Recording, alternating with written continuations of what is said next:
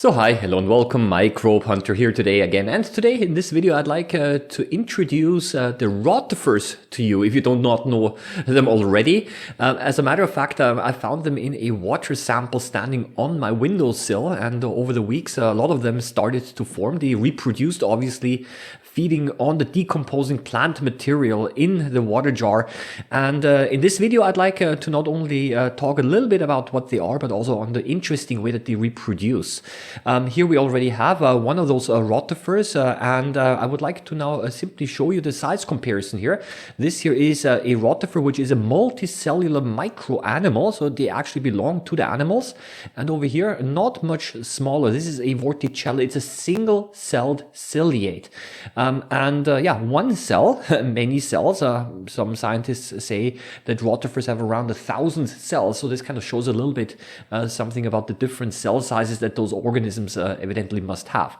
Those rotifers, they attach now to the surface of my microscope slide, because on the back part here they have a so-called a foot, and with that foot they're able to anchor themselves into the ground on some rocks, maybe in this case on a microscope slide. And on the head part, later on I'm going to zoom in a little bit more, on the head part there is a ring of cilia. Cilia are tiny little beating hair. They move, and this way they're able to create a water stream which allows them to feed, because there are particles like bacteria and debris and other organic material that can be found in the water is therefore carried towards the mouth, which is located between those two cilia rings, and then it's able to be sucked in, and then the rotifers digest the food. Here we can see it actually much better.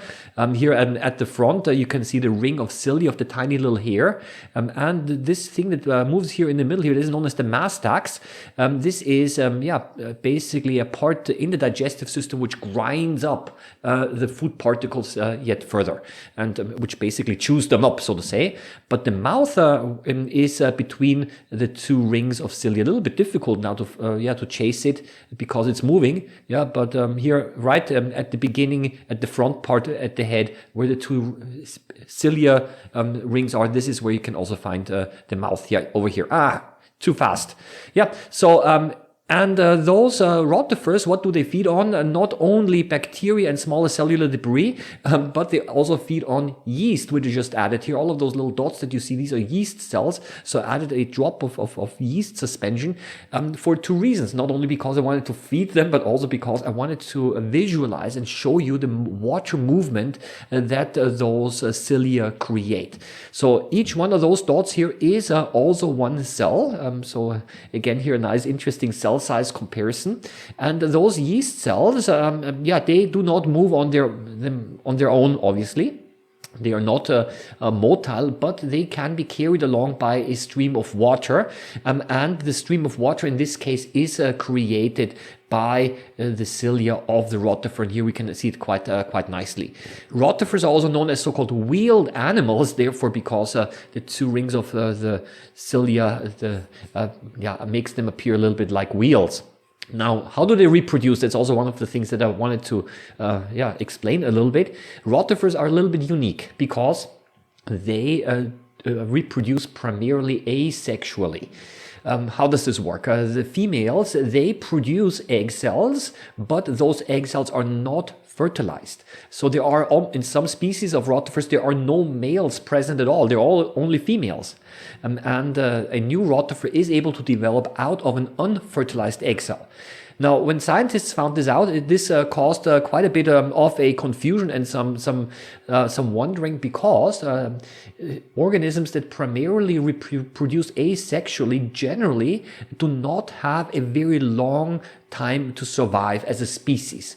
The reason is that the genetic variability is simply not high enough. This means that every generation is genetically too similar to the parent generation. Therefore, the species is not able to adapt to a changing environment as quickly. And scientists found out that those species that are not able to reproduce sexually basically will sooner or later die out. But those rotifers survived. So what's going on here? How is it possible that they are able to survive even though they primarily reproduce asexually? And of course, a little bit of research has concluded that they have other ways in which they're able to increase their genetic variability, variability, basically their genetic diversity, by being able to directly exchange DNA with each other. So a process called horizontal gene transfer. And that's also something that bacteria do, because bacteria also have to make sure that their DNA is continually adapting and changing, so that the species as such is able to survive also in a changing environment. So you see that, females only,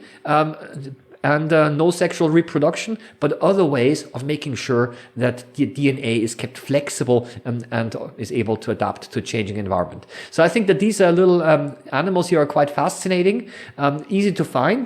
Just take a little sample of pond water and wait a little bit, and as the organic material decomposes, chances are pretty good that you're going to find these rotifers. That's it. That's all I wanted to show you today. I hope you enjoyed the video again. Happy microbe hunting as always, and see you around next time. Bye-bye.